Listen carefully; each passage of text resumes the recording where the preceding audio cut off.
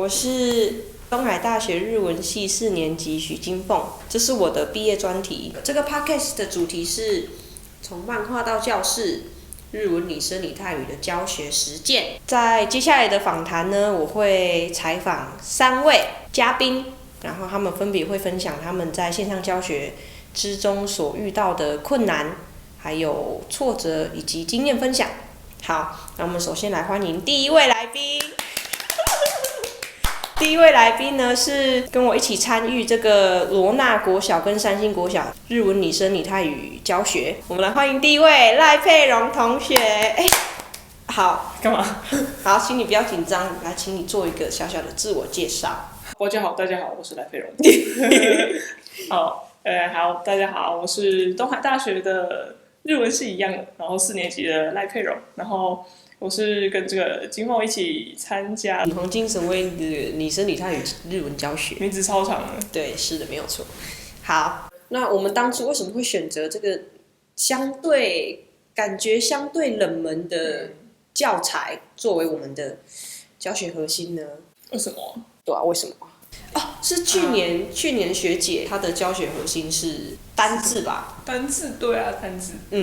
然后我们这学期是想说，这个原住民的词汇里面，其实跟日文拟声拟态语有一点类似的地方，就是会有这个重叠的部分。这个词语有这个重复出现这样，所以我们就选择这个来作为我们的教学核心啊。然后还有例如说拟声拟态语什么哇酷哇酷，然后那个原住民语那个马卡斯卡斯，还有那个杂爱，杂爱。对，所以这2个之间就有一些共通点。然后呢，我们就想说可以用共通点来切入，他们可能也会比较好吸收，这就作为我们的教学主题了。那说到这里呢，你是第一次教课的，就是1对多这种教学方式，因为我之前的经验都是1对1。你是第一次教小朋友吗？好像也不太算真的就是之前最一开始好像是高中吧，就是虽然说也是1对1，就是这个叫什么大手拉小手还是就是要克服国中的小朋友，然后就是我是高中嘛，然后就教他们课业，然后再接下来就是因为我参加社团，然后他们就有一些活动，有一次是跟国小生一起办绘本营，所以呢就是要去那个国小，然后也是实体授课，然后就是1对多教他们的绘本这样子。那所以这一次这个黄金神威这个活动，你应该算是得心应手吧？要这样子对啊。可是因为有点久啦，现在之前教这个罗纳国小跟这个三星国小的小朋友已经是大3，那个教那个绘本是高3。但已经过了3年了，这样对，所以记忆有点久远，还需要重新唤起这样。那我们在正式上场之前，因为我们在没有教课之前，一直都是单方面的听老师授课吸收，这样一直都是单方面的听课，然后听老师在讲台上讲知识，然后我们就在下面写笔记啊，滑手机的，一直都没有让我们可以真正实践这上战场上南港上战场的机会。那在我们第一次正式上课之前，我有一个前提，就是有一个小 TMI 嘛，就是一开始是佩蓉跟本来的另外一位搭档。然后那位搭档，因为他觉得跟他的期待不太符合，所以他中途就退出。然后佩蓉就推荐嘛，把我推上去，所以我就顺理成章的加入了这个计划。然后我从后期，佩蓉他是从最一开始的准备工作，就是黄金神威的漫画啊、动漫啊都看了。对，就是那时候玉山老师就在群组问嘛，就在群组问说要不要来这边帮忙下这样。好啊。然后就知道要做黄金神威之后呢，老师就叫我们开始找漫画里面的拟声拟态语。对。然后在这个看的期间，也觉得这个漫画非常的就是黑白的，所以呢也去看人家动画，就觉得好像这样看比较快啦。所以是基本上都有看，但是因为那时候还没完结，所以也没看完。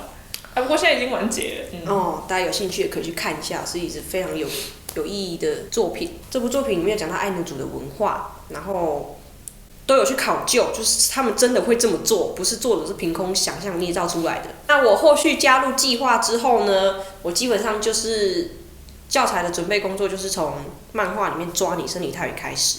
好 ，anyway， 我们做完了一系列前置工作之后，第一次正式上课之前，就是你对于教小朋友日文这件事情，你最大的担心就是想说，我有资格吗？哦，你学了4年日文，你有资格吗？没有，没有。我就算学了多少22年的中文，我觉得我还是没有资格可以教。不啊，就是平常讲话都哩哩啦啦的，磕磕绊绊这样。所以就会想说，比较没自信吗？你学的知识传授给他们嘛？因为我学到知识吗？4年。就是有一句话是说什么，你真正学会了某件东西，就是代表你可以把那件东西教给别人。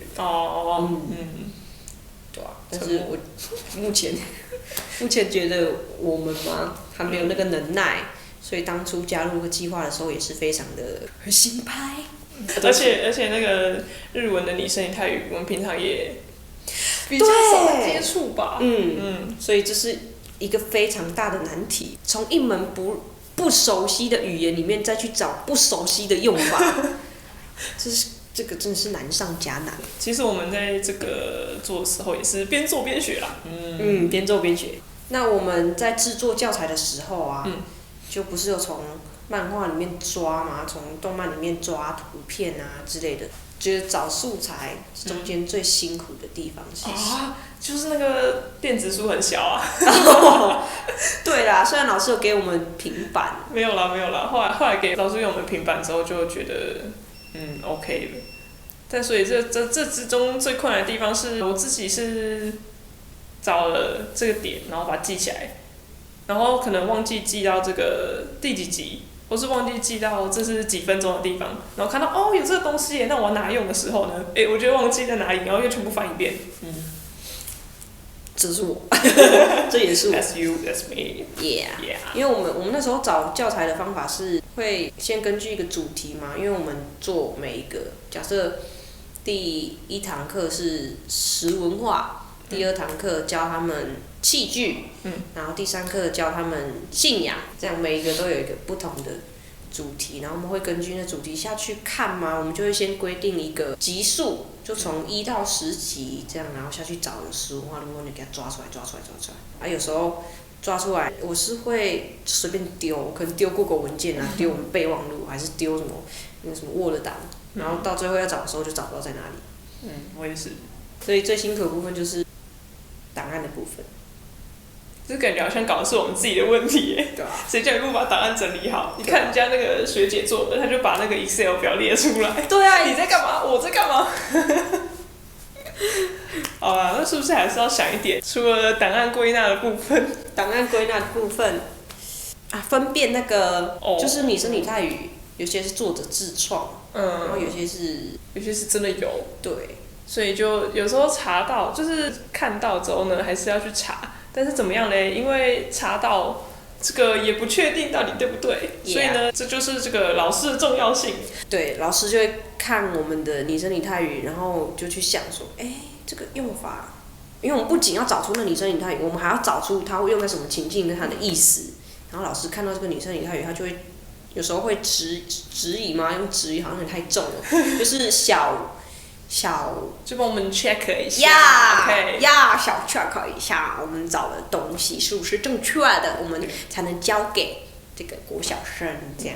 那我们在决定每一堂课的主题，参考学姐的教材之后是怎么取舍，也是怎么创新的。其实我们只有第1堂课想不到要做什么的时候有去看一下学姐是用什么。对，然后之后后面我们就放飞自我。对，我们后来就，我们也可以说灵感乍现吧。我们后来就越做越顺啊，有没有？有一点自信。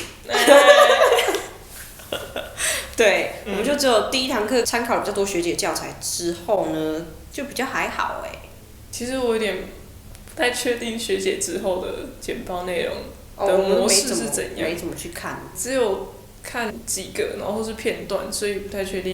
它的对，就跟刚刚讲一样，它的模式是怎么样。我们的话就是主题式，对，我们就像刚刚说的，每一堂课都有一个自己的大主题，食文化啊，童玩，对，神话故事就是他们的信仰，对，这部分就是我们的创新。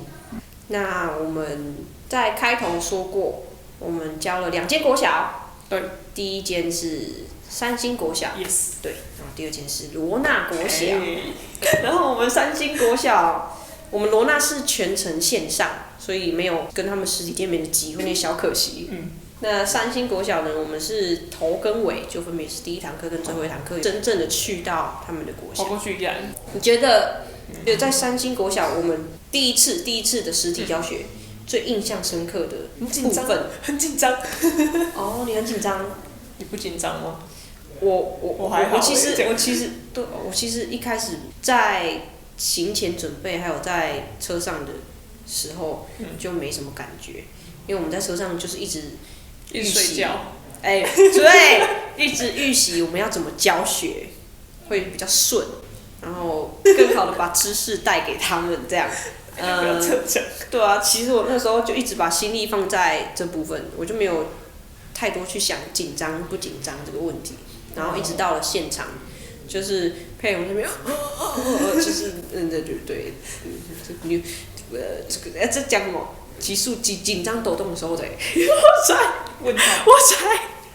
我才有这么一丁点的意识到，好像有一点，而且你站在台上被这么多人盯着，对，你这个都会被看到，放大，就是 super star。好，我是觉得这个，老实说，如果是只有自己跟小朋友的话，好像比较不会那么紧张吧。可是因为现场有这个对方国小的老师。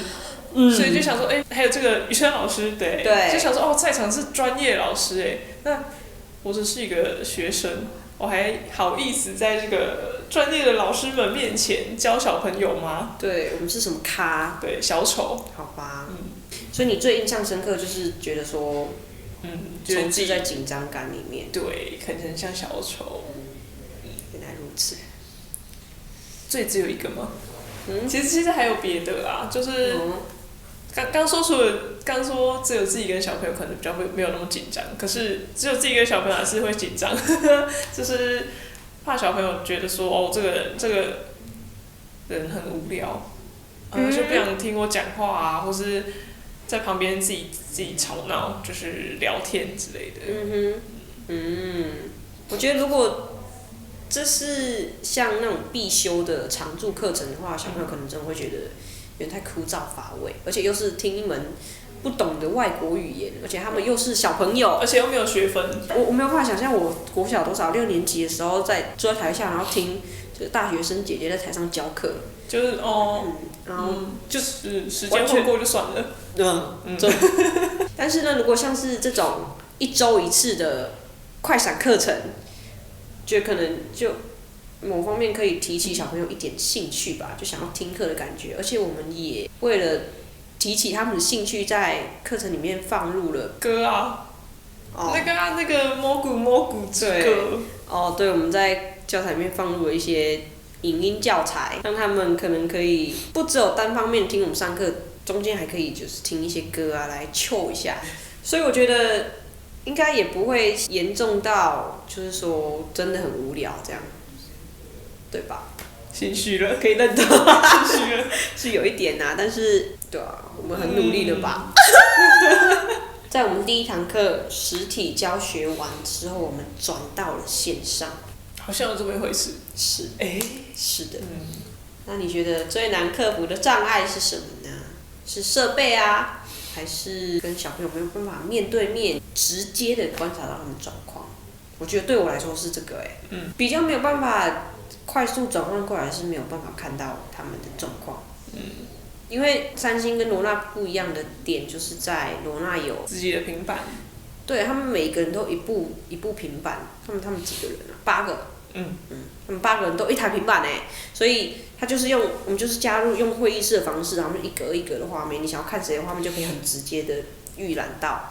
那三星的话，他们不一样，他们是就是一部摄影机，然后面对全部的人，所以他就会把大家的声音一起收进去，然后如果我们想要点一位同学回答的话，他站起来回答哦，他讲什么听不到呢？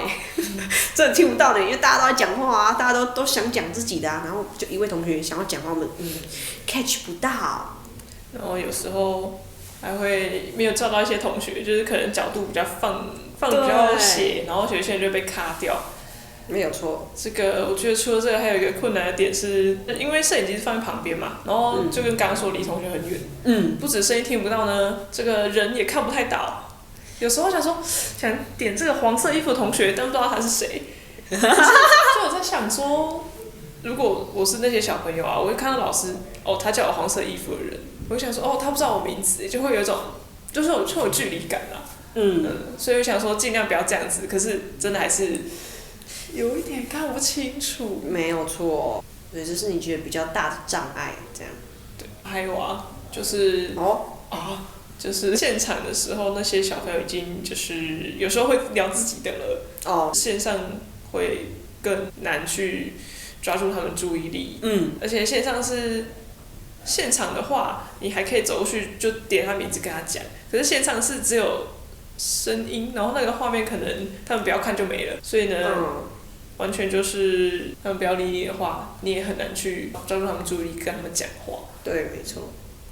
虽然他们有几位老师跟在他们旁边，然后一起上课这样啊，我们张云山老师也有说过可以请他们帮忙，但是我们就不好意思啊。不好意思吗？就是我会比较顾虑请别人帮忙这件事情就感觉好像莎莎老师可以请你帮我叫一下某某人吗？是因为对方毕竟还是长辈或是老师，所以会有一点在想说能尽量不要麻烦对方就不要麻烦对方。是，这其实是我个人问题吧，我可能有一点点吧，而且有时候会也是一样那个摄影机的问题，会不知道现场有哪个老师，就想说，如果讲说老师能请你帮忙一下的话，这样大家会不知道是在讲雨生老师还是在讲这个三星国小的老师。对，这也是一个问题啦，这就是我们遇到的障碍。毕竟实体跟线上还是有差嘛，所以某些部分我们后来还是就是这样上课上到最后就还是克服了这样。我觉得听这样叙述好像现场上课比较好吗？有吗？我自己比较喜欢现场上课要不是因为你有跑宜兰，每个礼拜去跑宜兰。Oh my god， 不行，那这个会爆炸。我觉得距离吧，还有花钱，你有那么多钱每个礼拜跑宜兰？好，我比较喜欢实体接触小朋友，要不是因为线上比较方便啊，然后也就随时随地就可以加入会议，然后听老师讲课。这方面当然不是实体可以比的啦，而且实体的话，你就是要两个人都有，要有时间跟空间。大家都有时间。对啊，空间时间应该是都要啊。线上大家也要有时间，就是还有那个空间。像我们第一次去那边上课，就是实体那一次，是就有做一个算小活动吧，教他们分清楚这个前后左右那个日文方位跟1到10的数字。所以就需要有一个空间让他们站起来，然后去走动这样子。这个就是线上比较困难去做的事情。没有办法做到的事情。好，那在罗纳国小上课过程中呢，我有尝试念他们的族语。是什么？是什么？杂爱吗？好像是杂爱好，结果念到现在也忘记了。对，然后就有一位同学指出说，我念的没有味道。因为当下念的是我嘛，那如果当下念的是你，那你被同学说，你被母语者说这句话，你会有什么想法？如果是我的话因为我自己本来就没有在学原住民语，所以如果被母语者纠正说这个没有味道，就是可能没有念那么好，我觉得好像也没关系，好像还好，毕竟我在努力了，这样，会觉得说同学说这样子，没什么关系，因为至少他有跟我互动这样。对，其实罗纳国小还有一个很大的困难点，就是因为他们是1人1设备，所以他们就躲在他们平板后面。他如果不想开麦的话，你也不能强制他开麦，所以我们其实得到学生的互动会是比较欣慰的一点嘛。对，就是可能要他们要讲话的话，需要点名，对他们才会开麦克风讲话。其实也不是不能理解啦，就是如果老师上课的时候问说这题有人知道吗？我们好像也不会特别就是抢着举手回答这样。对，可能也会害怕自己答错啊，或是别人也跟着举手，这样老师就不知道选谁的这个情况，就会觉得有点尴尬，所以就想说那算了，那我就不要说话好了这样。确实是会遇到这样的困难。那我们有一次在罗纳国小上课，我们本来是预期要教正式课程，但是那个时候却遇到了 Canva 大宕机。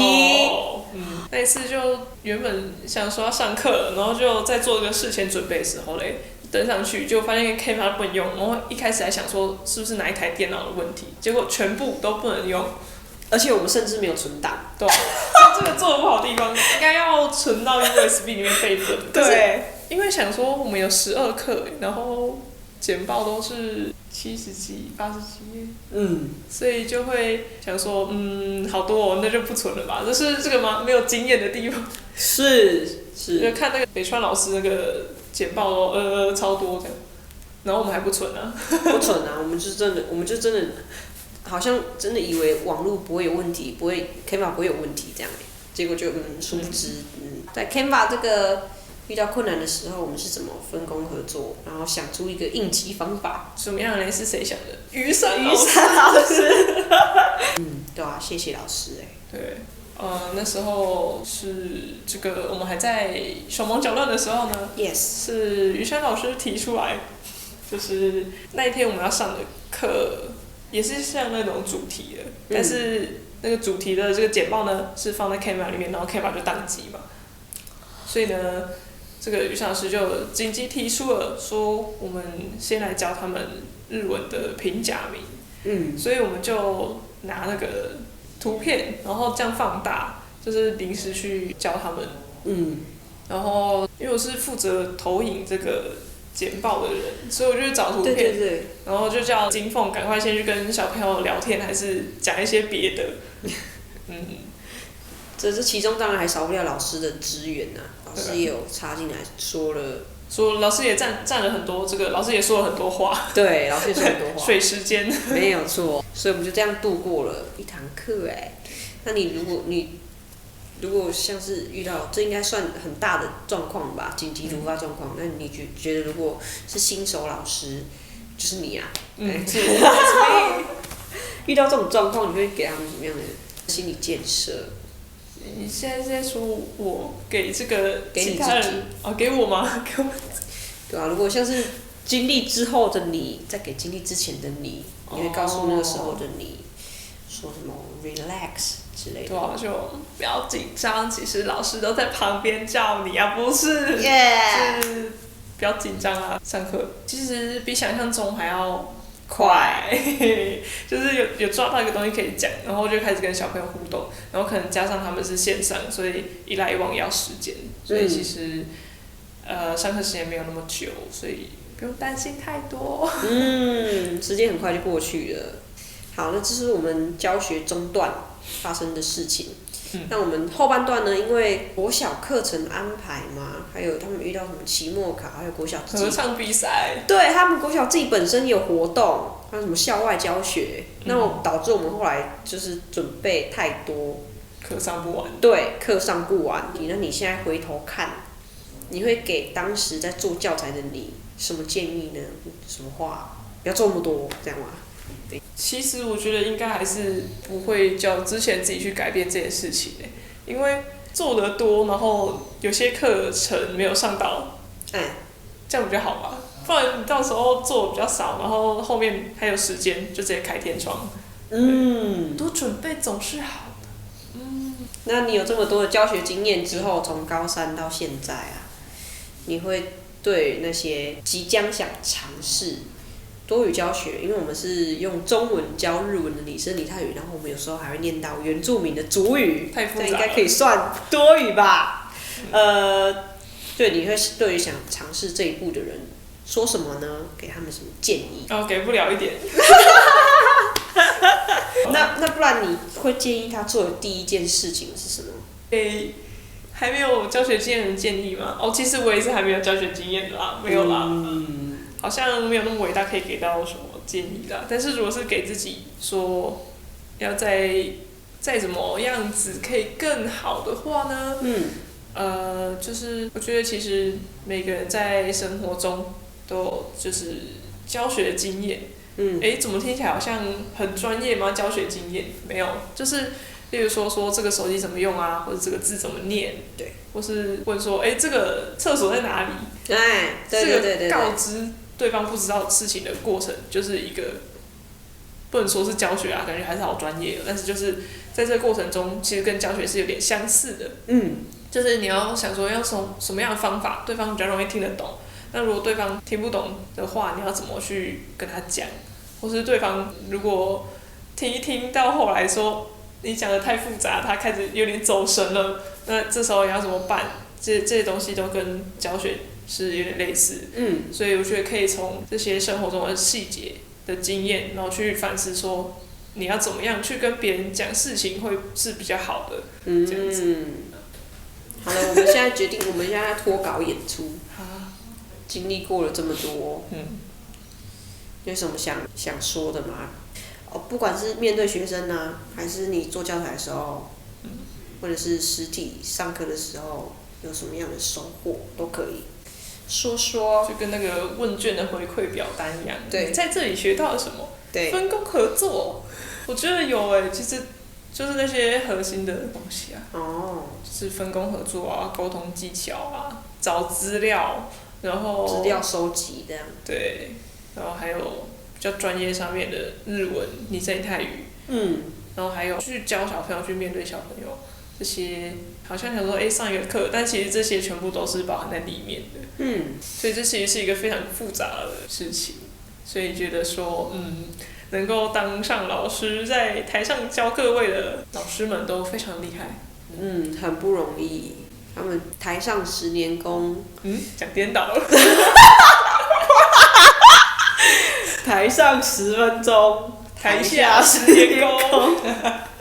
我觉得这句话就可以很好的印证在我们2个身上吧，可以这么说吧。我们是哪一个？台上10分钟。我们是台上10分钟。我们是台下10分钟。台上10分钟，台下3分钟。好了，还有什么？虽然线上比较方便，但是遇到技术性的状况，你有时候真的还是会卡住，而且很难排除。对，因为线上就是2个人是在不同地点才要用线上嘛。